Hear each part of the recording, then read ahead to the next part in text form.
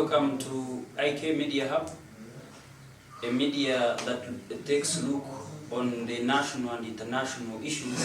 Mostly we look at the social area, and we look at the economic area as well as the political corner. We also put our focus there. But tonight we are going to look at the perturbing issue in Uganda and the global area, which is unemployment. Unemployment is something that has perturbed the youth in Uganda, and that is what we are going to look at tonight. We want to look at its causes, its effects, and the solutions, how we can solve the problem of unemployment. I'm not going to discuss that topic alone here. I have my good guest with me, and with whom I think he shall give us all the solutions and how it is happening. I will also let me welcome him here and introduces himself as. Thank you so much. Greetings to everyone watching. I can Yeah. Yes, and thank you so much for watching. My name is Atwini Aitumani. I'm a youth, Ugandan, passionate citizen, and among many things. But for this particular context, I will only introduce myself as that, and I hope we shall have a fruitful show. Thank you so much. Thank you so much, Mr. Aini. Our question tonight, we are going to look at unemployment in Uganda. But first of all, I want us to know, what is unemployment?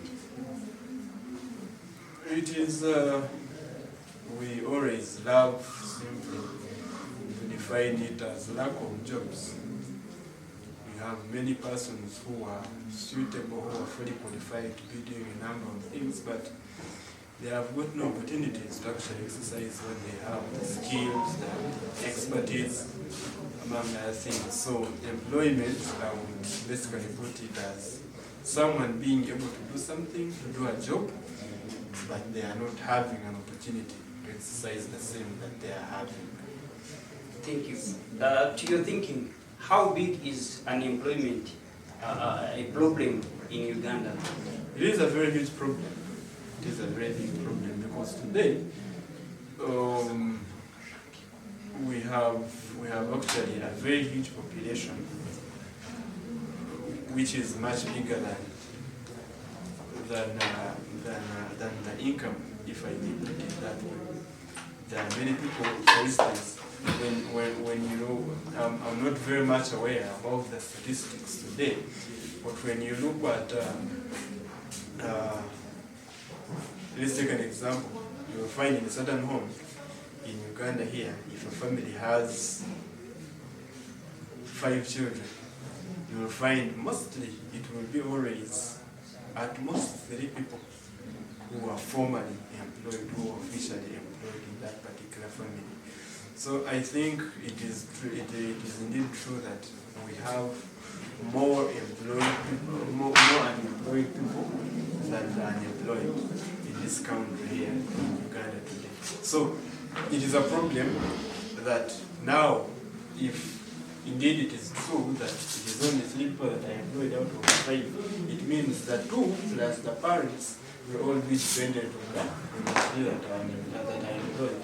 And again, those that are employed also have their personal needs. For example, have their own families, they have other things to look after. So we find what is available is what the resources that are available from that employment, from the few jobs that are being done, is not sufficient, it's not enough to actually feed and bring about the survival of the whole group of that family. So you find unemployment indeed being such a huge problem. From your take, what could be the causes of unemployment in Uganda?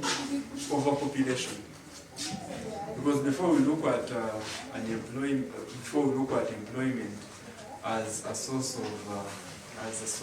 of survival, we also need to understand that for every person that is employed, whatever they are doing, it is intended to serve people. It is intended to serve a certain group of people in the country. But you find there are many people than the services that are actually required. You get my point? Ugandans today, we are about 40-something million, 49 million, the latest population that was done in 2025, 24, around there, about a year ago. So there are actually many people than the services that are required and the jobs that are supposed to be done. For example, when you look at the hospitals, every year the Ministry of Health or even universities themselves, they graduate thousands of medical students, But when you look at, for example, the hospital up here in Makanga, I don't think it has more than 200 medical persons in there. So where do the thousands and graduate every year go? This is covered. Same issue happens probably in Bara, same issue happens in wherever, all those hospitals that are around. So at the end of the day, you find we have many people that are being passed out, that are being recruited as medics, but they do not have places to occupy to go and exercise what they have learned. So one of the biggest problems where this all springs from is that we have many numbers. We are now, we have a bigger population than the services that are there to be rendered than the things that are required. And also secondly, the reason why many people remain unemployed is they are not skilled enough. They are not skilled enough to find, yes, someone has graduated, yes, the opportunities are there, but this person does not have enough skill that is necessary, that is required. I, for one, I can use my example, I'm a media trainer, and I always deal with students. You look at how this person is performing, how this person is readying themselves for the world outside there. You try to push them around, you want them to learn, you want them to be good at what they are doing, but they do not show that sense of ownership and passion to come and learn what they have come to university for. So it means when such a one goes out in the world, when such a one goes in the job market to actually compete with others, they do not have enough to offer. So from your point, should we put more emphasis to innovative centers instead of schools and universities that prepare the youth for white-collar jobs? It will again bring me back to the very point that we still have a huge population. Because if we say we are going to now equip youth with skills, like we always want to put them, and the president has always highlighted some of those things in some of his speeches, saying that they are now intending to skill the youth. We have many solutions that are there. Yes, this person will be able to innovate, but let's say all the 40 million Ugandans have learned how to do welding, for instance, how to ride motorboaters, how to do whatever. It means we are all going to do that welding. We are going to have those the machines there, and they don't have where to go. So as we are working on all that, as we are doing at skilling these people, because by the way, in my opinion, there is no difference between someone who has learned a skill locally and someone who has gone to university for it. The whole point remains that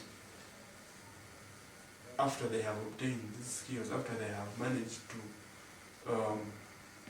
innovate and come up with whatever they are coming up with, are there enough people that are, or are there enough areas for them to exercise what they are learning?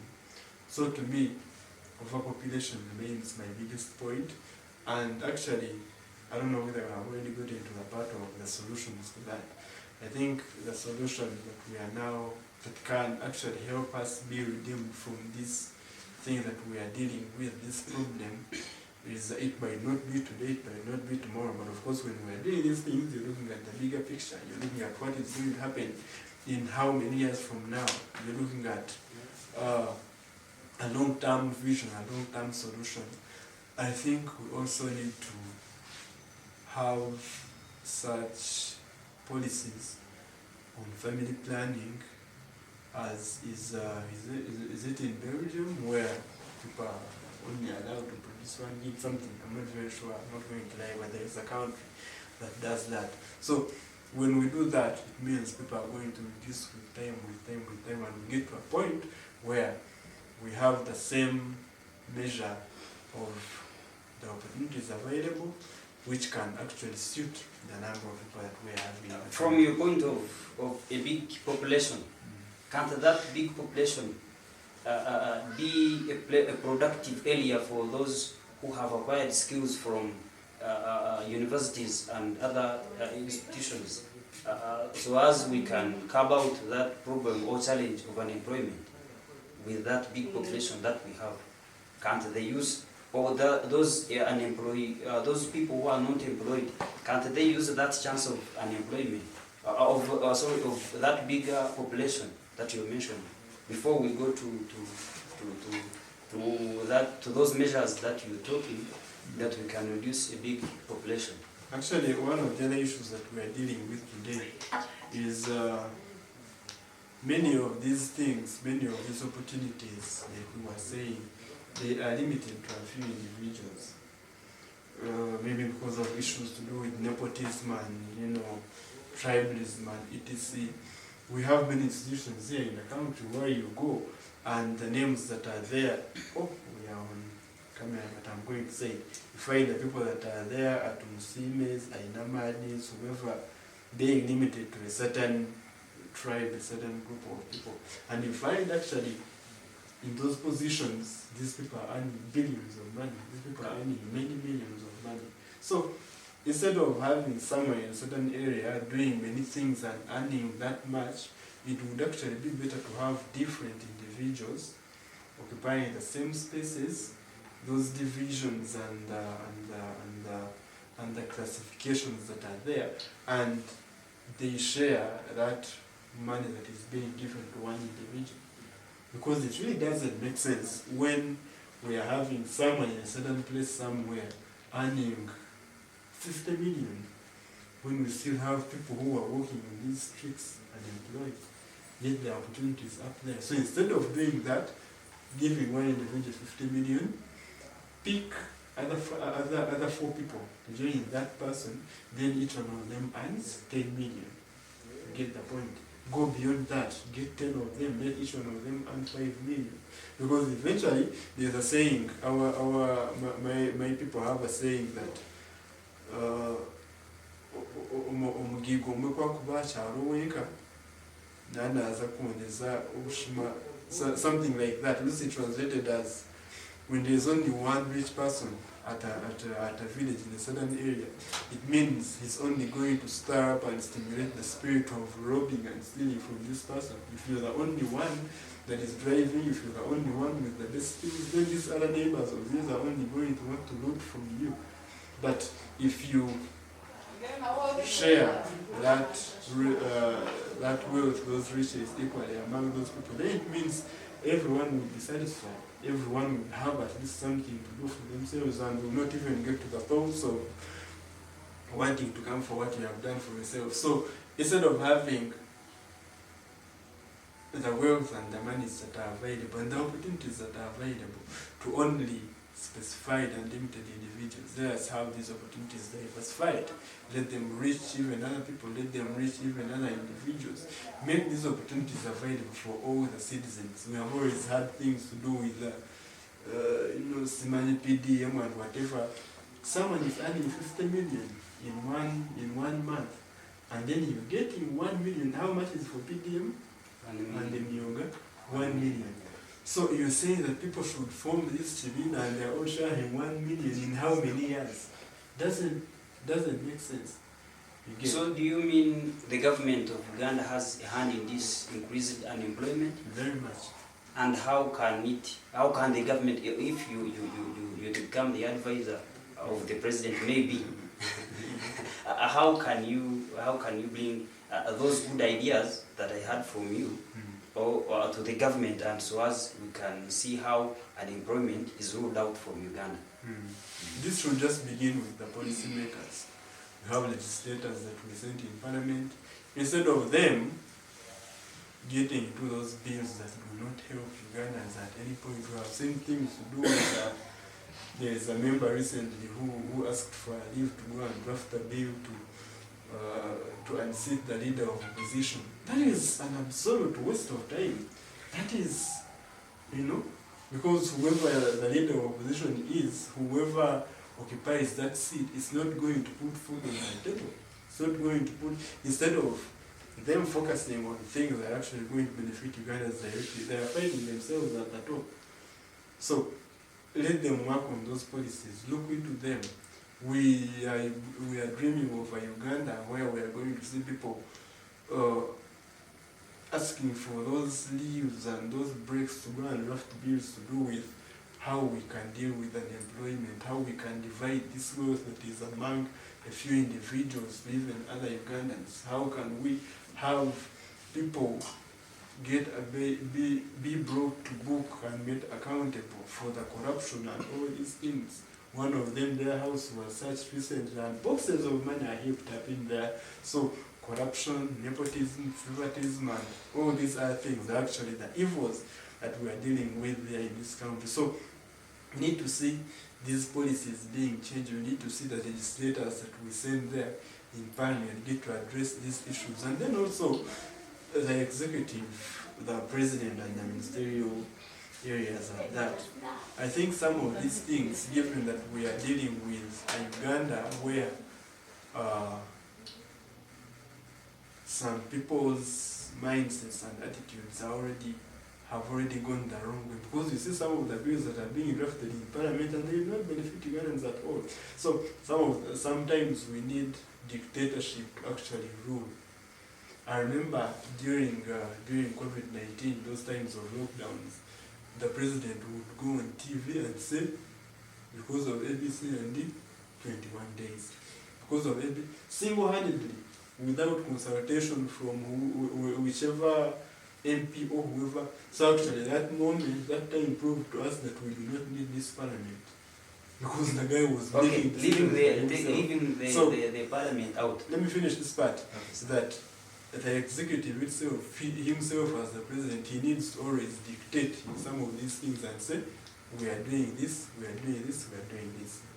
Leaving the government aside, what can they use themselves in them do to solve that issue of unemployment, as in our parting shots, as well as we can give also the best solutions?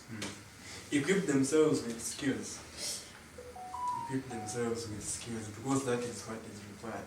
Have the skills. Yes, we can't downplay the fact that you can have the skills and fail to get the opportunities, like I had mentioned at the beginning, but have the skill and wait for that opportunity to locate you. Thank you so much, Mr. Aine, for your time and for your... And also, sorry to interrupt, let them make themselves employable in terms of character, in terms of how they interact with others, because someone might have the skills, but they don't know how to handle customers, they don't know how to speak to people, rude and all those sorts of things. So let them make themselves employable, let them make it easy for these employers and bosses and CEOs and executive directors to take them in, learn how to communicate, learn how to write, a lot of things in there. Have the skills, have the character for you to be employable. Thank you. Thank you so much, Mr. Aine, for your time and for your good advice. I want to thank you so much, and it is my wish that you should always spare some good time. We host you here and we discuss on issues in Uganda. Thank you so much for following us, and may you share and like for more stories. Stay tuned to IK Media Hub. It's my motherland. I love Uganda. Wali wolo